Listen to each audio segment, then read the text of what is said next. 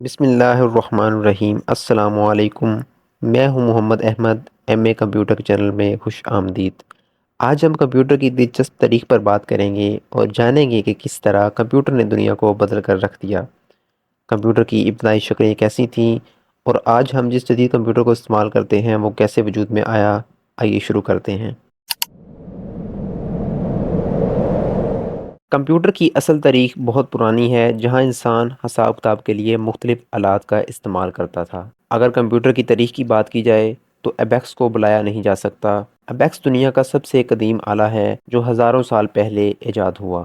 اس کا استعمال بنیادی حساب کتاب جیسا کہ جمع تفریق، ضرب تقسیم کے لیے کیا جاتا تھا۔ یہ چین میں دریافت ہوا۔ اس کے علاوہ اس کا استعمال اور بھی بہت سارے ممالک میں ہوتا تھا۔ ہر ملک میں اس کا نام اور استعمال مختلف تھا۔ ان ممالک میں جاپان، چین، یونان اور روس شامل ہیں۔ ایبیکس ایک لکڑی کا یا دھات کا ایک فریم تھا جس میں تاریں لگی ہوئی ہوتی تھیں۔ ان تاروں کے اندر موتی، جنہیں بیڈز کہتے ہیں، پروئے ہوئے ہوتے تھے جو کہ اوپر نیچے حرکت کر سکتے تھے۔ ان موتیوں کو اوپر نیچے حرکت دے کر حساب کتاب کا کام کیا جاتا تھا۔ ایبیکس نے اس دور میں بڑی تیزی سے حساب کتاب کرنے میں مدد دی۔ اس کا استعمال تعلیم میں بھی ہوتا تھا۔ یہ اس دور کے اندر ایک انقلابی ایجاد تھا جو لوگوں کی زندگی کو آسان بنانے میں کارآمد ثابت ہوا۔ آج بھی ایبیکس کو مختلف جگہوں پر استعمال کیا جاتا ہے تاکہ حساب کتاب کے بنیادی اصولوں کو سمجھایا جا سکے۔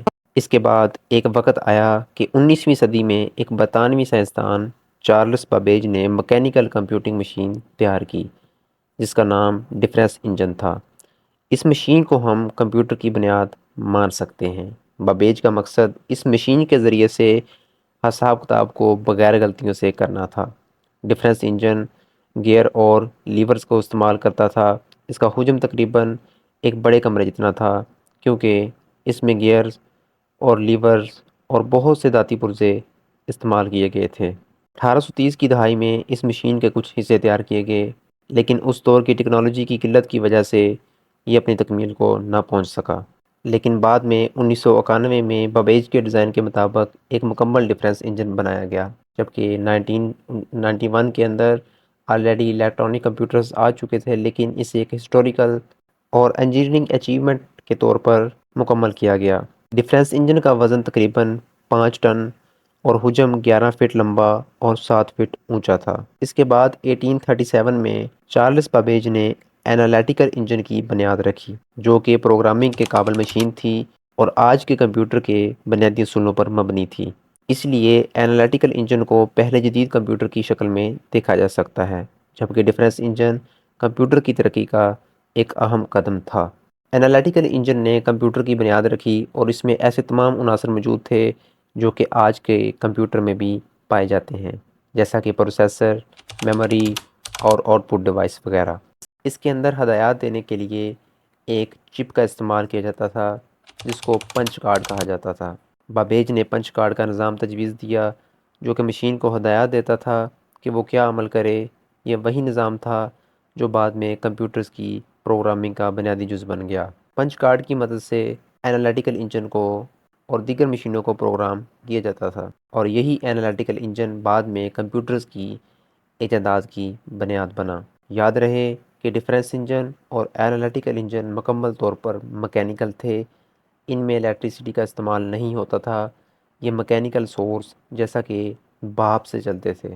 اس کے بعد 1940 کی دہائی میں پہلا الیکٹرانک کمپیوٹر بنایا گیا۔ 1943 میں برطانیہ نے پہلا الیکٹرک کمپیوٹر جس کا نام کولوسس تھا بنایا۔ یہ جرمن فوج کے خفیہ کوڈز کو توڑنے کے لیے بنایا گیا تھا۔ یہ پہلا الیکٹرک ڈیجیٹل کمپیوٹر تھا۔ یہ صرف مخصوص کاموں کے لیے بنایا گیا تھا۔ یہ کسی بھی عمومی مقصد کا کمپیوٹر نہیں تھا۔ بعد ازاں 1945 میں امریکہ میں ایک اور الیکٹرک کمپیوٹر جس کا نام اینیاک تھا بنایا گیا۔ یہ کمرے جتنا بڑا تھا اور صرف حساب کتاب کے لیے استعمال ہوتا تھا۔ اینیاک سے مراد electronic numerical integrator and computer ہے۔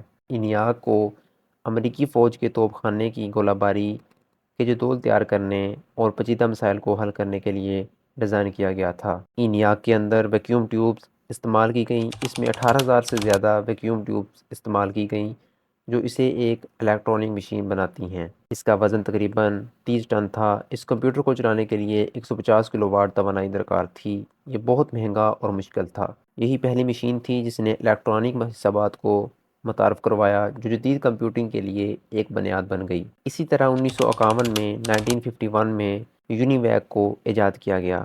یونیویک سے مراد یونیورسل آٹومیٹک کمپیوٹر ہے۔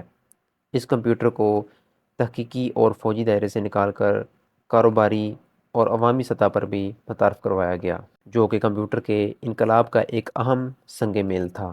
یونیویک نے حکومتی سطح پر بڑے پیمانے پر ڈیٹا پروسیسنگ کا آغاز کیا، خاص طور پر امریکی مردم شماری کے لیے۔ یونیویک نے ڈیٹا پروسیسنگ کو مزید تیز اور درست بنایا، جو کہ اس وقت کے دوسرے کمپیوٹر سے زیادہ مؤثر تھا۔ یونیویک کمپیوٹر بھی اینیاک کی طرح ویکیوم ٹیوبز پر مبنی تھا۔ اس میں تقریباً 5000 ویکیوم ٹیوبز استعمال ہوئیں۔ اس کا وزن 13 ٹن تھا، لیکن یہ یونیویک سے قدرے چھوٹا تھا۔ اس میں مقناطیسی ٹیپ سٹوریج کا استعمال کیا گیا، جو کہ ڈیٹا کو سٹور کرنے کے لیے استعمال ہوتے تھے۔ اس کے بعد ایک وقت آیا کہ 1918 کی دہائی میں پی سیز اور انٹرنیٹ کو متعارف کروایا گیا۔ 1980 کی دہائی میں آئی بی ایم اور ایپل نے پرسنل کمپیوٹرز متعارف کروائے، جس نے کمپیوٹنگ کو ہر فرد کی پہنچ میں لا دیا۔ مائکروسافٹ ونڈوز نے کمپیوٹر کا استعمال بہت آسان بنا دیا، اور پھر ہمیں انٹرنیٹ نے ایک نئی دنیا سے روشناس کروایا۔ 1981 میں آئی بی ایم نے اپنا پہلا پرسنل کمپیوٹر متعارف کروایا، جس سے گھریلو صارفین اور دفاتر میں بھی کمپیوٹر کا استعمال ہونے لگا، اور اس کا استعمال سستا اور آسان بن گیا۔ اس پرسنل کمپیوٹر نے کاروباروں کے ساتھ ساتھ عام لوگوں کو بھی کمپیوٹر کی دنیا سے روشناس کروایا۔ 1980 کی دہائی میں مائکروسافٹ اور ایپل نے جدید آپریٹنگ سسٹم متعارف کروائے، جنہوں نے کمپیوٹرز کے استعمال کو مزید آسان بنا دیا۔ 1985 میں مائکروسافٹ ونڈو کا آنا ایک سنگ میل تھا، کیونکہ اس میں گرافیکل یوزر انٹرفیس متعارف کروایا گیا۔ گرافیکل یوزر انٹرفیس سے کمپیوٹر کا استعمال ہر شخص کے لیے آسان ہو گیا، کیونکہ اس میں لوگ اب تصویروں کو گرافکس کی شکل میں بھی دیکھ سکتے تھے۔ اسی دوران ایپل نے 1984 میں اپنا میکنٹوش لانچ کیا، جس میں جدید اور آسان یوزر انٹرفیس کو متعارف کروایا گیا۔ میکنٹوش نے خاص طور پر تخلیقی شعبوں جیسا کہ ڈیزائن اور گرافکس میں کمپیوٹنگ کو بڑھانے میں اہم کردار ادا کیا۔ یہ دونوں، یعنی آئی بی ایم کا پہلا پرسنل کمپیوٹر اور ایپل کا میکنٹوش، یہ دونوں کمپیوٹر کی دنیا کے سنگ میل تھے، جنہوں نے کمپیوٹر کے استعمال کو مزید آسان اور ہر فرد کی زندگی کا حصہ بنا دیا۔ بعد ازاں 1990 کی دہائی میں انٹرنیٹ نے دنیا کو ایک دوسرے کے ساتھ جوڑنے کا ذریعہ بنا دیا۔ ورلڈ وائڈ ویب کی ایجاد نے معلومات تک رسائی کو مزید آسان اور تیز بنا دیا۔ ورلڈ وائڈ ویب نے نہ صرف کمپیوٹر کے استعمال کو بدل دیا، بلکہ دنیا کو ایک عالمی گاؤں میں بدل کر رکھ دیا۔ انٹرنیٹ نے تعلیم، کاروبار، تحقیق اور تفریح کے میدان میں انقلاب برپا کیا، اور آج یہ ہماری روزمرہ زندگی کا لازمی حصہ بن چکا ہے۔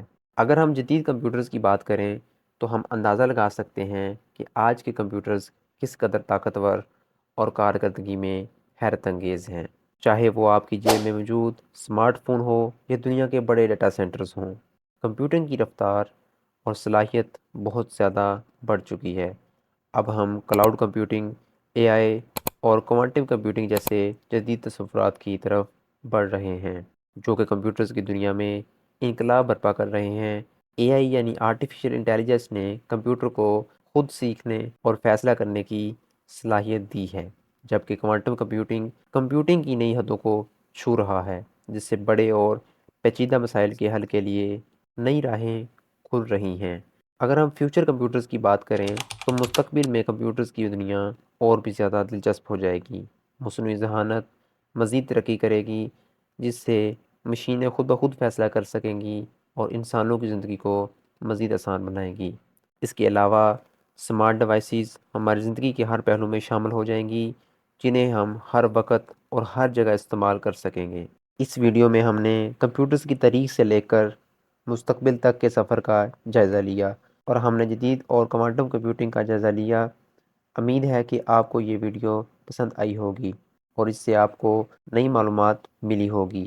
اگر آپ مزید کمپیوٹر ٹپس، ٹرکس اور ٹیکنالوجی سے متعلق تکنیکی ویڈیوز اور انفارمیٹک ویڈیوز دیکھنا چاہتے ہیں تو چینل کو سبسکرائب کریں۔ اگر آپ کو یہ ویڈیو پسند آئی ہو تو ویڈیو کو لائک ضرور کیجیے گا۔ ملتے ہیں ایک نئی ویڈیو کے ساتھ، تب تک اللہ حافظ۔